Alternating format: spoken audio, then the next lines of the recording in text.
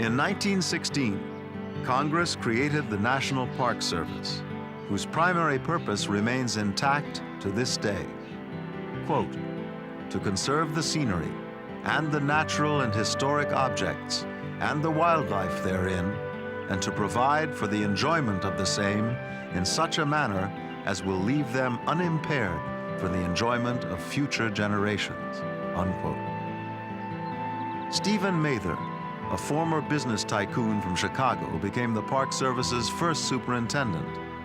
He immediately recognized the need for increased access into Yosemite and pushed for new and better roads. With more cars came more tourists and greater demand for food and lodging. By 1924, over a dozen motels and camps were operating in the park, each battling for a piece of the tourist trade. Excessive competition and bickering among businesses convinced Mather to force a merger. The result was the Yosemite Park and Curry Company, named in part after Camp Curry, the park's first rugged campsite.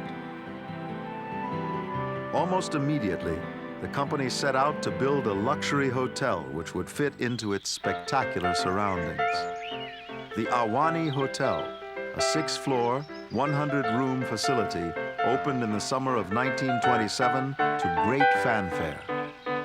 Some, however, were critical of the hotel, calling it a millionaire's palace and accusing Mather of defacing the park's natural beauty.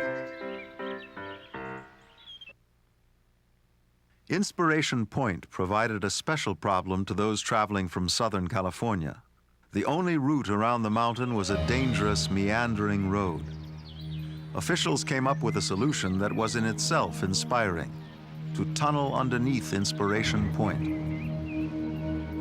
Construction on the Wawona Tunnel began in 1930. The tunnel took 698 days to complete.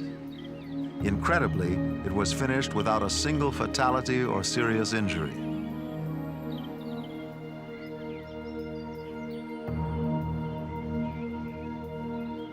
When it opened on April 13, 1933, the Wawona Tunnel became the longest automobile tunnel in the country.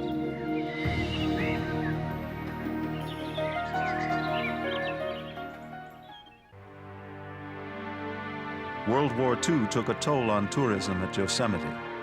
Road and gas rationing cut the number of visitors to Yosemite Lodge by nearly 80%.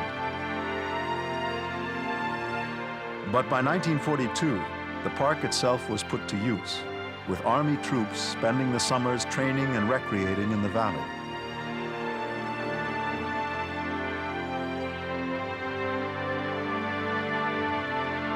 The post-war years saw a dramatic increase in Yosemite's popularity. By 1947, more than 750,000 tourists were visiting the park annually.